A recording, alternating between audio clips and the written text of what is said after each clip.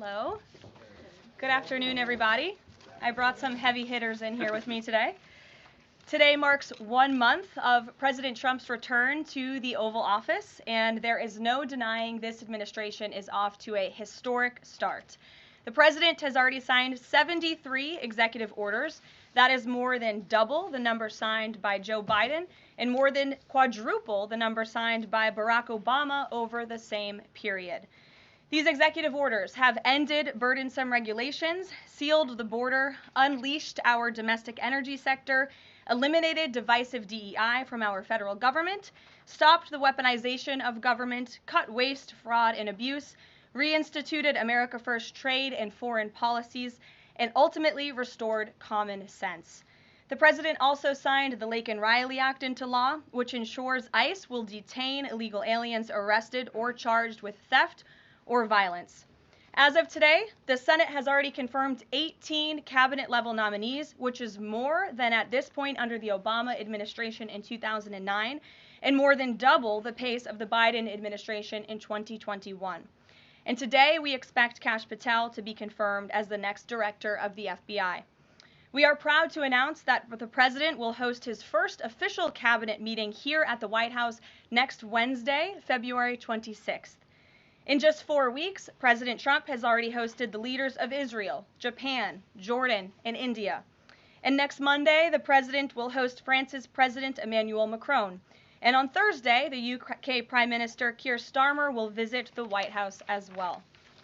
As you all know, over the past month, the president has taken questions from the press, all of you, nearly every single day, sometimes on multiple different occasions in the same day, on any topic any of you wish to talk about.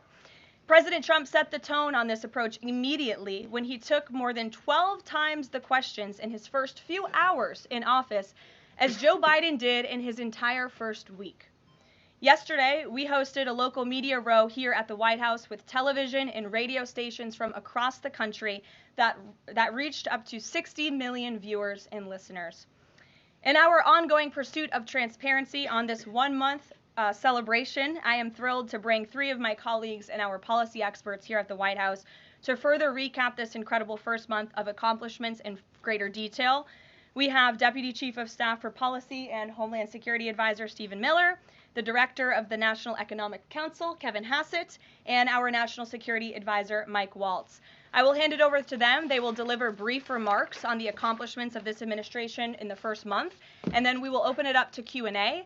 When we open up the Q&A portion, I do ask, for the sake of efficiency in this room, that you direct your question to the principal you seek an answer from, and I will call on you in this room. But first, I will let them roll through their remarks, and first up, I'll turn it over to Stephen Miller.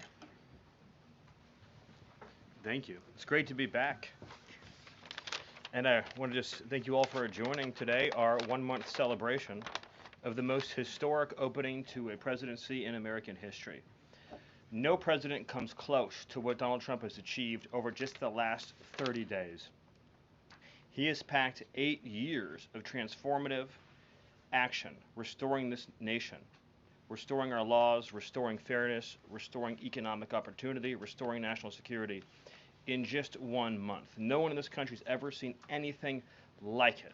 And when you look at the consequentiality and the significance and the transformative nature of the actions he's taking, it truly defies description. For example, in just one area, this nation has been plagued and crippled by illegal discrimination, diversity, equity, and inclusion policies. It's strangled our economy, it has undermined public safety, it has made every aspect of life more difficult, more painful, and less safe. He has ended all DEI across the federal government. He has terminated all federal workers involved in promulgating these unlawful policies. He has ended diversity, equity, and inclusion in all federal contracting. He has restored merit as the cornerstone of all federal policy, restored the full, fair, impartial enforcement of our federal civil rights laws for the first time in generations. And he has cracked down on individuals across this government and nonprofits who have engaged in illegal racial discrimination against the American people.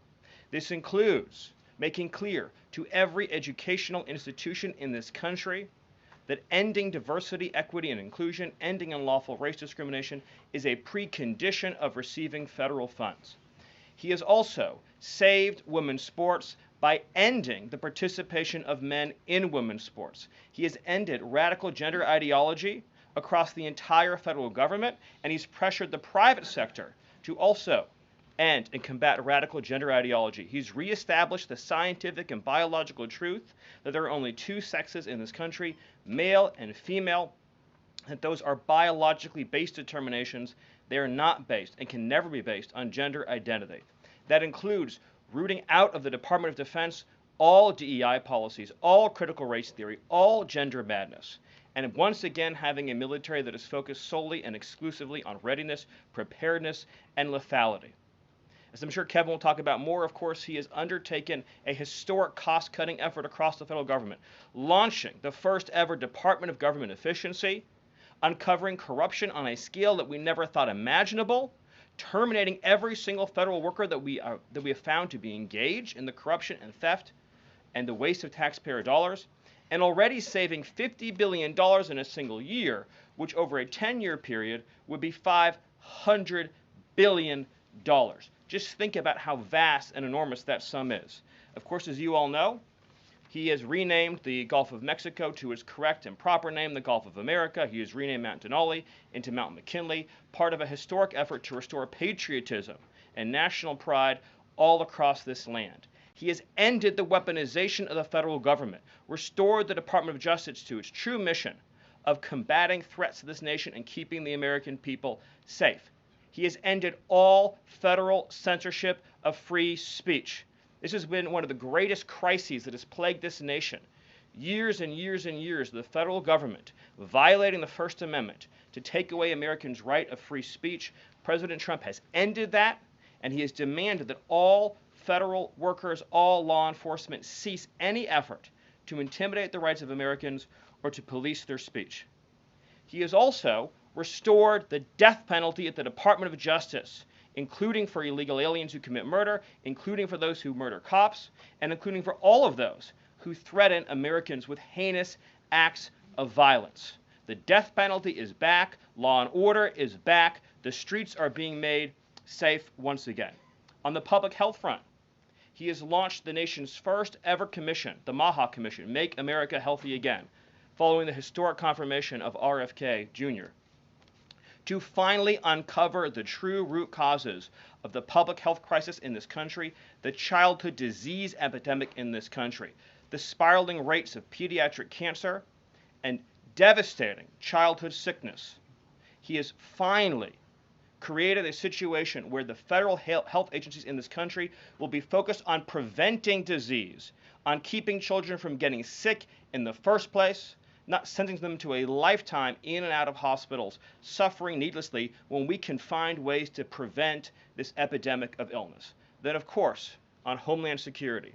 Today, it is officially the law of the land, at the conclusion of the congressional notification process, that 6 Mexican cartels and 2 transnational gangs, Tren de Aragua, or TDA, and MS-13, so 8 organizations in total, are now formally designated as foreign terrorist organizations, which means that every single member of those organizations who operates on U.S. soil is now, as a legal matter, a terrorist, and they will be treated as terrorists.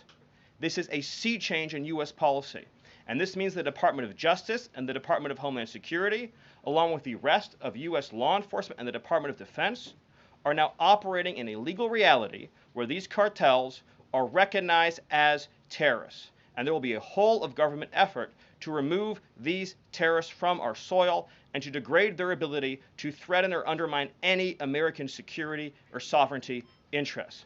Border crossings, since the day he took office, are down 95%. I think it's almost impossible to even describe the scale and scope of that achievement.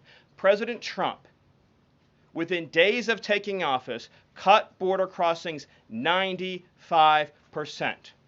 And those few who have dared to cross are being either prosecuted or deported. They're either facing significant jail time for trafficking, smuggling, harboring, aiding, impeding, or they are being immediately removed from our soil. Either way, at the end of the process, they are going home. He's re-implemented Remain in Mexico, and he has obtained historic cooperation from foreign countries all around the world in accepting their deportees back. And he has used the United States military to fully seal the southern border with a historic deployment of both active duty and National Guard troops, resumed the building of infrastructure, he has opened up Guantanamo Bay, and he's using military aircraft to carry out deportations all across this country. And ICE is joining with ATF, DEA, and FBI to carry out the largest deportation operation in American history. The criminals are going home. The border is sealed shut. America is safe, sovereign, proud, and free. We are a nation that everyone in the world understands all across this planet. You do not come here illegally. You will not get in. You will go to jail. You will go home. You will not succeed. This is the biggest and most successful change in any area of law enforcement that this nation has ever seen, and he did it in under 1 month. Thank you. Yes. Well, thank you, Karoline. Thank you, Stephen. One of the things that President Trump cares most about is job creation, and it was about 7 years ago I had the honor of joining you in this room for the first time, and it looks like we've created a lot more jobs in the last month. Look at how many people are here. My estimate is about 180, but I didn't count. So thank you. It's really an honor to be back here. I think that I just want to go over a few things and then hand it off to Mike. The first thing is that the president has told us to prioritize fighting inflation. And he had to do that because, as you know, President Biden let inflation get completely out of control. And he did it with policies that made no sense. They made no sense. A lot of times people say to us, our friends the journalists, why are you doing that? But I like to think, why did they do that? Why did they spend so much money? And then why did the Fed print so much money so that we had inflation as high as we've ever seen since Jimmy Carter? So why did they do that? So we're addressing inflation. We didn't have to address it in the first term because it was always in the ones, almost always. But we're going to get it back there. And how are we doing it? Well, we're doing it with a plan that President Trump and I and others have talked about in the Oval that involves like every level of fighting inflation. First, the macroeconomic level. We're cutting spending. We're cutting spending in negotiations with people on the Hill. We're cutting spending with the advice of our IT consultant, Elon Musk. And then we're also looking into supply side things, like restoring Trump's tax cuts, maybe even expensing new factories so that there's an explosion of supply. If you have an explosion of supply and a reduction in government demand, then inflation goes way down. And then one of the things that you want to say is, well, when are you going to see it? Well, the first thing that you'll see when the markets believe that we're going to get inflation under control is that the 10-year Treasury rate goes down, because that's how they think about future expected inflation. And so we're still going to see some memory of Biden's inflation. It's not going to go away in a month. But the 10-year Treasury before the last consumer price index had dropped about 40 basis points. 40 basis points because markets were optimistic about our ability to fight inflation. 40 basis points is kind of not a fun thing to say. Economists talk that way. I apologize. But the way to think about it is, for a typical mortgage, if that affects the mortgage rate, then it's going to save a typical family buying a house about $1,000 a year. And that's just in our first month. Okay. The second thing we've done is we've had a lot of trade talks. In fact, I was just meeting a minister from Mexico with Howard Lutnick just a couple of hours ago. And we're talking about reciprocal trade, and we're also talking about the fentanyl crisis. And so reciprocal trade is about our government treating other governments the way they treat us. We want trade to be fair. It turns out that Americans have been disadvantaged by foreign governments over and over, and President Trump wants it to stop. And the fact that struck me as most noticeable when I started to look at what President Trump was asking us to do is that last year we have data, U.S. companies paid $370 billion in taxes to foreign governments. $370 billion. Last year, foreign multinationals paid us $57 billion in taxes. We have 1/4 of world GDP. They have 3/4 of world GDP, and we're paying 370, they're paying 57. This is not reciprocal. We're going to try, or we're going to, fix it. The other thing that we've done is we've had an all-of-the-above energy approach that's led by Doug Burgum and Chris and a really large team, EPA. And we've already made so many actions that are going to affect the price of energy and lower inflation. We've opened up 625 million acres to energy exploration. We've cut 50 years of red tape that makes it so you can't have permits. And we've even made it so that when you go home, if you get a new one, then you can take a shower or flush a toilet or read under a light bulb. We're doing that too. So finally, let's just think about like the facts that we can see right now that we think are awesome. So guess what? Small business optimism has gone up by the most ever since President Trump came in. ISM, which is the measure of what's going on in manufacturing, it's expanding again for the first time in years. CEO confidence is the highest it's been in years. And the reason people are thinking this is that our policies give people cause for optimism. And then I want to reiterate what Stephen Miller said, because it's so important, and it's so important for financial markets to start to digest this, that if, say, the Treasury Secretary or any cabinet secretary with Elon Musk is able to find some savings, say $100 billion, well, in CBO land, that's actually like about 10 times that, or maybe 12 times that, over a 10-year window. And so when you're thinking about the negotiations right now over reconciliation and thinking about, well, 4 trillion, 5 trillion, well, those numbers in terms of the savings are going to end up being small because of all the waste that we're finding. And so we're incredibly optimistic about the future of inflation and the future of our economy, and we're optimistic because we're making so much progress so far, and we already see it in market prices. And with that, I'll hand it off to Mike. All right. Thanks, Gil. Well, good afternoon.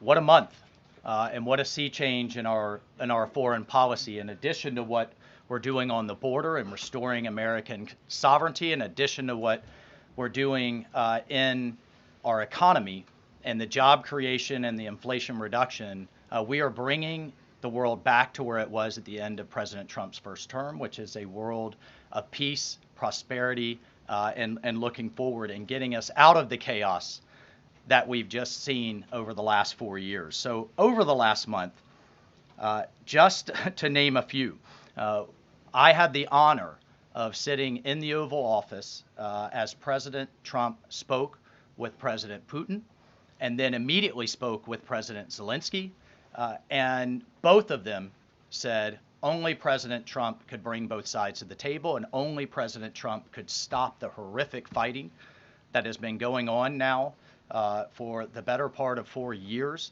and that only President Trump could drive the world back to peace. Both of those leaders said that in back-to-back calls. And of course, we just had our historic talks mediated by our good friends and partners, Saudi Arabia. We give great thanks to Crown Prince Mohammed bin Salman for hosting, and sat down for the first time in years with the Russians and talked about a path forward with peace. On top of that, and one of the things that led to that was the tremendous confidence building measure that we had with the release of Mark Fogel. I'll remind everyone, the last time that we had an American released from the Russians, either we gave up a deadly spy, pressured our allies to give up a lethal killer, or we released, under the Biden administration, the world's most notorious arms dealer, Victor Bout, who, by the way, had one of his main clients for arms, the cartels in Mexico and Central America. We gave up none of that. This was released as a confidence-building measure, working with our great Middle East envoy, Steve Witkoff, and our Secretary of State as a first step towards opening these talks and then moving forward towards peace. On top of that, we've secured, just in a month, the return of 12 American hostages from Russia, from Bulgaria, from Venezuela, the Taliban, and Hamas. Excuse me, that's from Belarus, not Bulgaria. We also had, for the first time in quite some time, we took out a senior leader of ISIS, an international financier and recruiter that the military had been trying to take out for quite some time, and wasn't able to do so, frankly, because of a bureaucratic approval process. President Trump said, take him out, and that ISIS financier and leader is no longer on this earth. We've also taken action to eliminate other terrorist organizations in the Middle East. We drove before the president was even in office. He started talking consequences for people that would hold Americans. Heretofore, there's been nothing but upside. You take an American, you get some better deal. You take another one, maybe you get a better deal. No more. There is now nothing but downside for taking Americans illegally, either as hostages or illegal detainees. And when President Trump sent a very clear message across the Middle East, but particularly to Hamas, that there would be all hell to pay, we suddenly saw a breakthrough. And now we just saw the release of yet another group of hostages. There have been dozens now, including 2 Americans that we've seen once again reunited with their families. As part of the talks with King Abdullah, he offered, and I think the entire world has graciously accepted, to take 2,000 sick children, cancer patients, and others out of Gaza as a humanitarian gesture. 2,000 Gazans will come out of that hellhole that it is, that wasteland that Gaza is right now, with unexploded ordnance, with debris everywhere, with no sewage, with no water. And President Trump has put forward a plan to deal with the practical reality that is 1.8 million Gazans now truly suffering. And then, just to bring it back to our own hemisphere, we've seen literally in the last month, after years of national security experts, the generals in charge, and others testifying and ringing the alarm bells about the Chinese Communist Party's presence in our own hemisphere, particularly in the Panama Canal. We're seeing the leadership of Panama step away from the Belt and Road program, move away from China and back towards the United States, and even enter into talks and other negotiations about addressing the ports on either side of the canal. And then finally, last but not least, we've had 4 world leaders in the White House, in the Oval Office. We've had the Prime Minister of Japan, the Prime Minister of India, the King of Jordan, and of course the Prime Minister of Israel, just in the last 4 weeks. And next week we'll have the Prime Minister of the United Kingdom, and we'll have the President of France, Macron. So President Trump is on what we call Trump warp speed. We are all honored to be really serving under his leadership and his vision, and truly, when we all say, and the president himself says, he is a president of peace. He is a president focused on restoring stability. I think the entire world saw what the world will look like without strong American leadership in the last 4 years. And it's truly been an honor to get us back to where we were and back on track under President Trump's leadership. Thank you, Mike. Mm-hmm. Thank you. Thank you, everybody. I'm sure you're very eager to ask questions of these very smart people working very hard on behalf of the president. We do have somebody in our new media seat today. We have John Stoll, who is the head of news at X. As you all know, you're all on X. It's home to hundreds of millions of users, a large contingent of independent journalists and news organizations across geographies and political spectrums. And at the same time, X remains the go-to platform for many legacy news outlets. And I know, as I mentioned, many of the reporters in this room use X to attract eyeballs to your work. Prior to joining X, John spent 2 decades in journalism, including several years as an editor at the Wall Street Journal. We are excited to have him in the briefing room today. John, we'll let you kick it off. And as I said at the top, please direct your question to the individual up here who you'd like an answer from. John, why don't you begin? All right, thank you very much. I am sitting in for a thriving ecosystem of journalists, independent and emerging news organizations who do depend on X for publicity, for a business model. And so I look forward to seeing many of them in this seat in months and years to come. I also thank you, Karoline, for opening this seat up to new media. It really is a testament not only to your open-mindedness, but also to innovation, that you'd actually think about, folks that are not traditionally credentialed to be in this room, and not only have a question, but also to witness. This is a very important intersection of power and the free press. Mm-hmm. And so just the ability to witness this and be part of it, it brings everybody's game up. So Thank you for that. I think this is for Mike. My question is about Ukraine. Sure. For about more than 10 years, I've been fascinated, like many, with what's going on. Was in Northern Europe, working out of the Baltics when Crimea was annexed, and was a lot of this came on Twitter. The platform used to be known as Twitter. Was a lot of European leaders would talk about their disappointment and solidarity with Ukraine, but when it came to actually doing something, it felt like they were passing a hot potato and sent it over the Atlantic. I wonder how much of what we're seeing right now out of the administration and President Trump is a call to Europe and the European leaders and the allies that we've traditionally had to pick up that hot potato and start doing something a little bit more concrete to win and preserve the peace in Ukraine. The second question I have is, it's related, is there's been a lot of speculation that President Trump and the administration might be manipulated by Vladimir Putin. I wonder if you can just talk a little bit about the administration's posture and your confidence in the competence of this administration to go toe-to-toe with Vladimir Putin. Well, if there's I'll take the second question first. If there's anybody in this world that can go toe-to-toe with Putin, that could go toe-to-toe with Xi, that could go toe-to-toe with Kim Jong-un, and we could keep going down the list, it's Donald J. Trump. He is the deal maker in chief. There is no question that he is the commander in chief.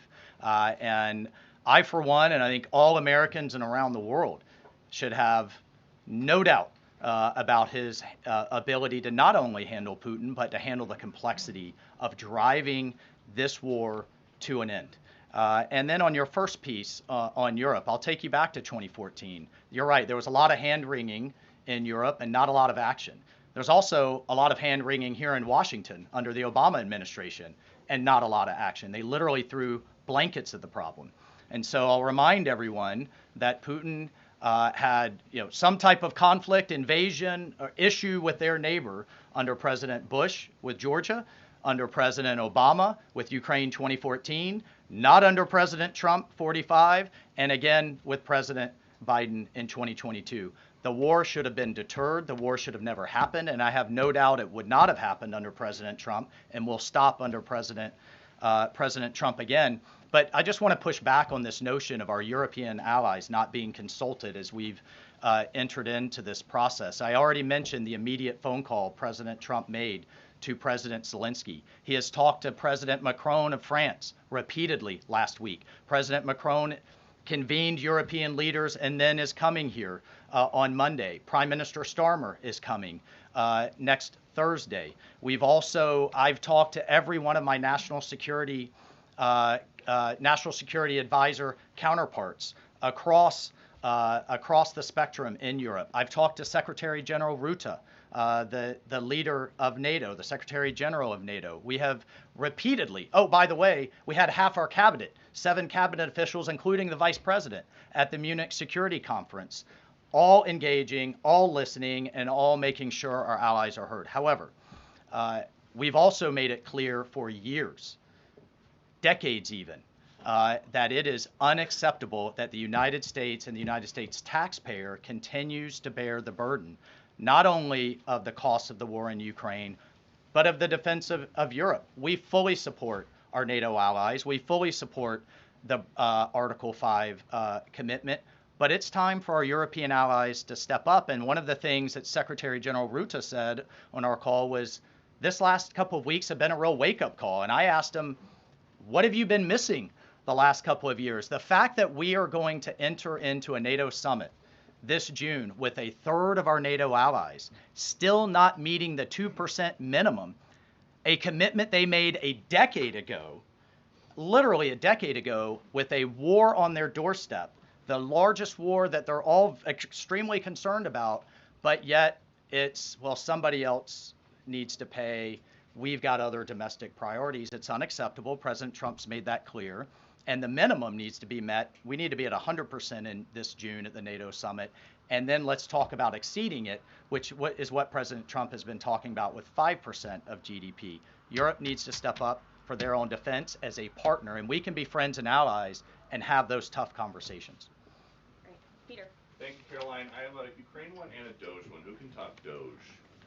Stephen, go ahead. I could Do both, Doge then. all of us. Doge then. Well, so Stephen, we're hearing about these Doge dividend checks that would be 20% back to taxpayers, 20% to pay down the debt. 60% is left. Who gets that? Well, the way that it works is when you achieve savings, you can either return it to taxpayers, you can return it to our debtors, or it can be cycled into next year's budget, and then it just lowers the overall baseline for next year. So in other words, you can just transfer it into the next fiscal window and then lower the overall spending level. And that means that you can achieve a permanent savings that way, and that reduces the deficit. And when is it that people might see those checks?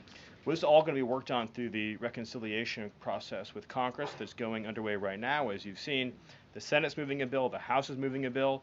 The President has great confidence in both chambers to deliver on his priorities.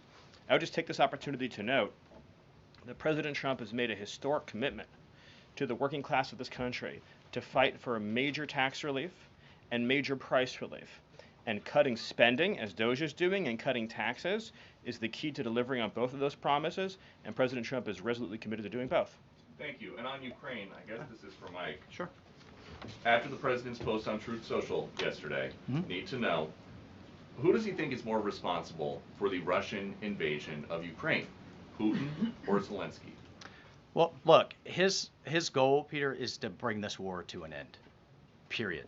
And there has been ongoing fighting on both sides. It is World War I style trench warfare.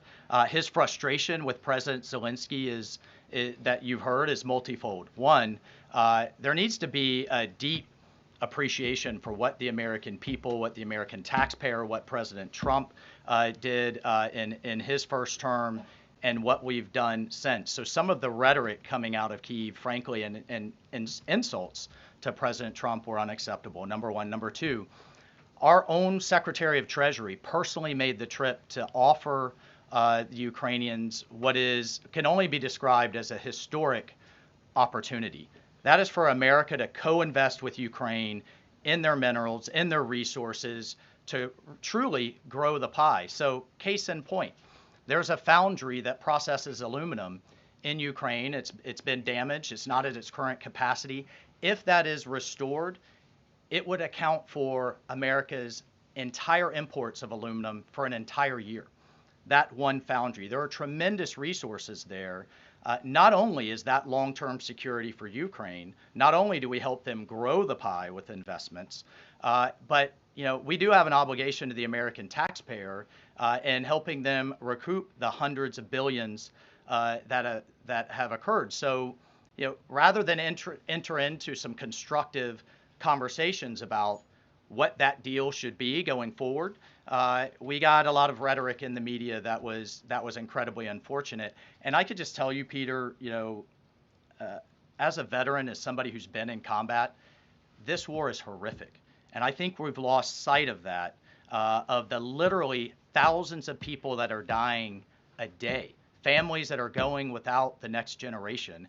And I find it kind of, frankly ridiculous. So many people in Washington that were just demanding, pounding the table for a ceasefire in Gaza are suddenly aghast that the president would demand one and both sides come to the table when it comes to Ukraine, a war that has been arguably far greater in scope and scale, and far more dangerous in terms of global escalation to U.S. security. And I do have one for Karoline.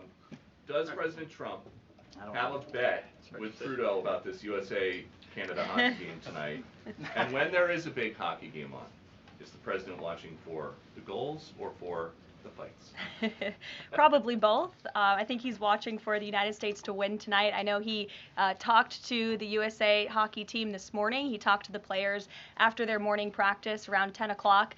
And I also spoke to some folks from that team after. They were jubilant over President Trump's comments to the team. I believe they're going to put out a video of that call. So he looks forward to watching the game tonight, and we look forward to the United States beating our soon-to-be 51st state, Canada. Bloomberg, go ahead. My question is for Mike Waltz. Can you give us a readout of Kellogg's meeting with Zelensky that just wrapped up? And in particular, Zelensky publicly rejected this deal about the rare earth minerals. Where does that stand? Well, we're going to continue to have, he needs to come back to the table, and we're going to continue to have discussions about where that deal is going. Again, we have an obligation to the taxpayer. I think this is an opportunity. The president thinks this is an opportunity for Ukraine going forward. There can be, in my view, nothing better for Ukraine's future and for their security than to have the United States invested in their prosperity long term. And then a key piece of this has also been security guarantees. Look, the reality that we're talking about here is it in Ukraine's interest? Is it in Europe's interest? It certainly isn't in Russia's interest or in the American people's interest for this war to grind on forever and ever and ever. So a key part of his conversation was helping President Zelensky understand this war needs to come to an end. This kind of open-ended mantra that we've had under the Biden administration, that's over. And I think a lot of people are having a hard time accepting that. And then the other piece is there's been discussions from Prime Minister Starmer and also President Macron about European-led security guarantees. We welcome that. We've been asking Europe to step up and secure its own prosperity, safety, and security. So we certainly welcome that, and we certainly welcome more European assistance. As I told my counterparts, come to the table with more if you want a bigger seat at the table. And we've been asking for that for quite some time. And has Russia pushed for sanctions in your talks with them? And have you consulted with international partners and allies about potentially rolling back sanctions in these negotiations to end the war? The talks with our Russian counterparts, both with my counterpart, the National Security Advisor, Secretary Rubio's counterpart, the Foreign Minister Lavrov, it really was quite broad, focused on what is the goals for our broader relationship, but very clear that the fighting has to stop to get to any of those brighter goals. And as a first step, we're just going to do some common sense things like restore the ability of both of our embassies to function. And again, this is common sense in foreign policy world. They call it shuttle diplomacy. We have to talk to both sides in order to get to both sides to the table, and both sides have said only President Trump could do that. Deanna. Thank you. And my question is for Mike Waltz. All right. Sorry. The president has called Zelensky a dictator. Does he view Putin as a dictator? And does he want Zelensky out of power? I know he's called for elections. And then thirdly, the head of the Defense Committee in Ukraine's parliament just has claimed that the U.S. has stopped selling weapons to Ukraine. Is that true? Well, most of our weapons that have gone to Ukraine have been part of a drawdown authority where we've literally taken them out of our stocks and then eventually through appropriations started buying them again to refill our stocks. I'll just state that there has been a lag in a lot of that process. So many of our stocks, as we look at our operations around the world, are becoming more depleted. That's one of the reasons many people have had a lot of concern about when does this end? How much is it going to take? How many lives will be lost? How much will we spend? As a member of Congress, we repeatedly asked the Biden administration those questions, and we never got a satisfactory answer. Look, President Trump is obviously very frustrated right now with President Zelensky. The fact that he hasn't come to the table, that he hasn't been willing to take this opportunity that we have offered. I think he eventually will get to that point, and I hope so very quickly. But President Trump is, as we made clear to our Russian counterparts, and I want to make clear today, he's focused on stopping the fighting and moving forward. And we could argue all day long about what's happened in the past. Reagan. Yeah, what about I have a question for Stephen. Excuse me, I just called on Reagan. Reagan, go ahead. I have a question for Stephen and a question for Mike. Sure. Stephen, I can start with you. There have been reports that Trump is unhappy with the rate of deportations and he wants them to be higher. Is the president happy with the rate of deportations, and are there any plans to speed up the process? Well, first of all, we all appreciate the encouragement from the media to deport as many illegal aliens as humanly possible. So thank you, and I will promise you that the full might of the Department of Homeland Security, the Department of Justice, the Department of Defense, and every element and instrument of national power will be used to remove, with speed, all criminal illegals from the soil of the United States of America, to enforce final removal orders, and to ensure that this country is for American citizens and those who legally belong in this country. We inherited an ICE that was completely shuttered. We inherited a Department of Homeland Security whose sole mission was to resettle illegal aliens within the United States of America. In 30 days, the president sealed the border shut, declared the cartels to be terrorist organizations, has increased ICE deportations to levels not seen in decades, and we are shortly on the verge of achieving a pace and speed of deportations this country has never before seen. Thank you. And Mike, there have been reports that there's some underground opposition to Trump's pick for Undersecretary of Defense and Policy, Elbridge Colby. Have you or anyone from the administration been personally lobbying senators to support Elbridge Colby? Look, I've worked with Colby in the past. He has the president's full support to be the Undersecretary of Policy, which will be a critical policy arm for Secretary Hegseth going forward that will implement a lot of these policies. And really, that's been to the extent of it. I think there's been a lot of kind of, breathless, I don't know, back and forth in the press, but we're full speed ahead to get the president's team in place so we can implement his America First policy. Thank you. Mike has spoken pretty extensively. Does anybody have questions for Stephen or for Mr. Hassett? Nobody wants to talk about the economy? Sure. IRS? Okay, go ahead. This would be for either one of you. So we reported, several other outlets have reported that about 3,500 people are due to lose their jobs at the IRS by the end of the week. If the goal of these spending cuts across the federal government has been to reduce the debt, why impose some of the deepest cuts we've seen so far at the agency responsible for raising revenue for the federal government? Well, I think our objective is to make sure that the employees that we pay are being productive and effective. And there are many, more than 100,000 people working to collect taxes, and not all of them are fully occupied. And the Treasury Secretary is studying the matter and feels like 3,500 is a small number, and probably can get bigger, especially as we improve the IT at the IRS. And so I think that it's absolutely something that is on the table for good reasons. And the point is that don't just talk about the IRS, talk about all of government. That there are so many places. I live in D.C. You maybe live in D.C. where nobody's going to the buildings. People aren't commuting because nobody's doing their job. We look back and we see that there are all these people doing 2 jobs while they're getting a government payroll on the payroll. So the point is we're fixing that, and the IRS is a small part of that picture. So you're saying that everybody who's being let go was doing a bad job?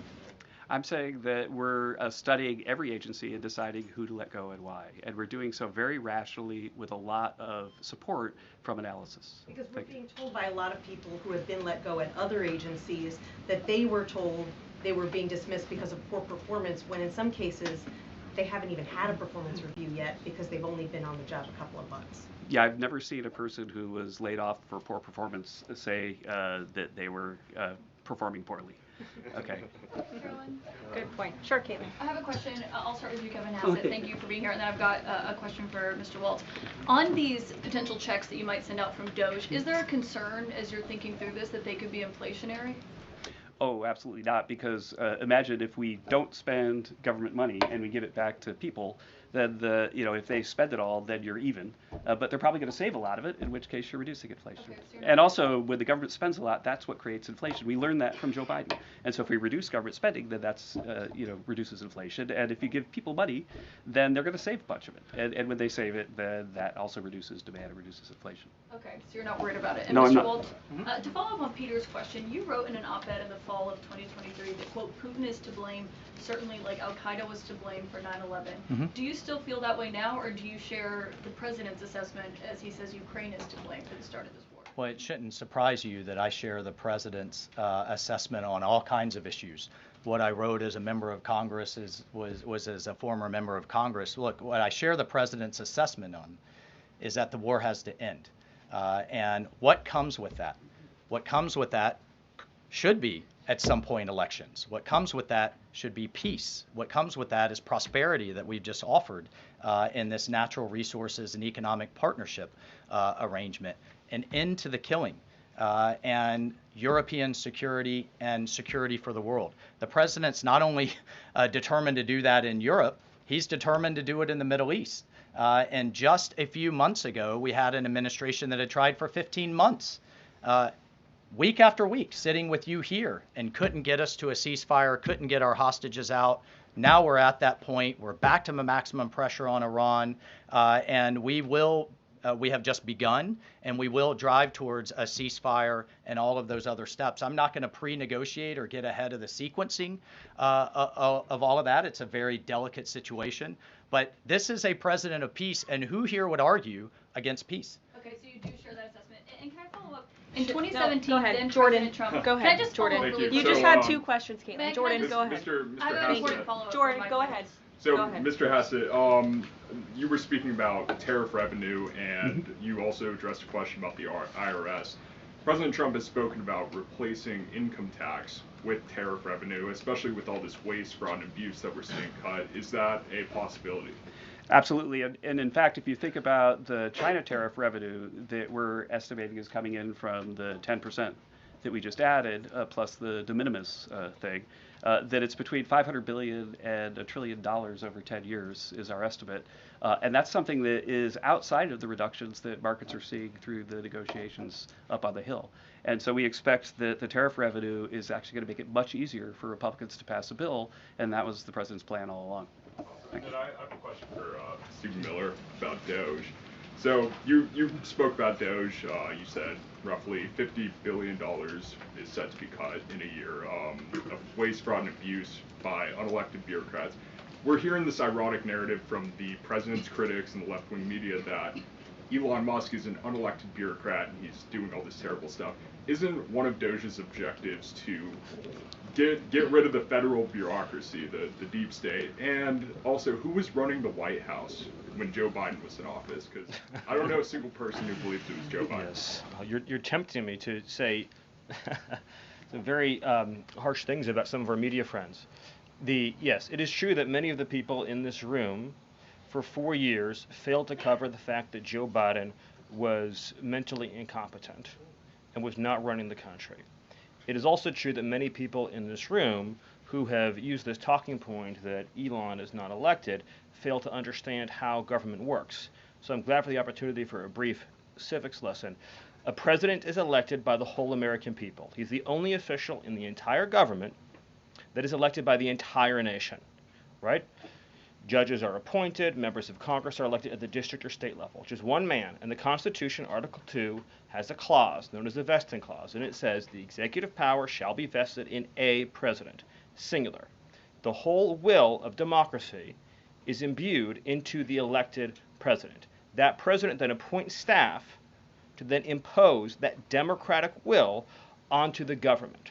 The threat to democracy, indeed the existential threat to democracy, is the unelected bureaucracy of lifetime tenured civil servants who believe they answer to no one, who believe they can do whatever they want without consequence, who believe they can set their own agenda no matter what Americans vote for. So Americans vote for radical FBI reform, and FBI agents say they don't want to change. Or Americans vote for radical reform on our energy policies, but EPA bureaucrats say they don't want to change. Or Americans vote to end DEI, racist DEI policies, and lawyers at the Department of Justice say they don't want to change. What President Trump is doing is he is removing federal bureaucrats who are defying democracy by failing to implement his lawful orders, which are the will of the whole American people. Thank you. Thank you very much, everybody. I'm looking at the clock. We've almost had an hour of time. I know a couple of these individuals have a meeting to get to at 2 p.m., so you're welcome to follow up with my team for further questions. We're going to let these guys get back to running the United States government, and we will see you all later. President Trump will be speaking at 3 o'clock at the Black History Month reception. So thank you. It's good to see you. We'll see you in a bit. Thanks. Are you watching the Black History Month reception, Mr. Miller? Stephen, on the fraud, should we expect indictments or the indictments coming for the fraud we found? I'd love to follow up with you. Just at the time with Carol. Okay, thank you.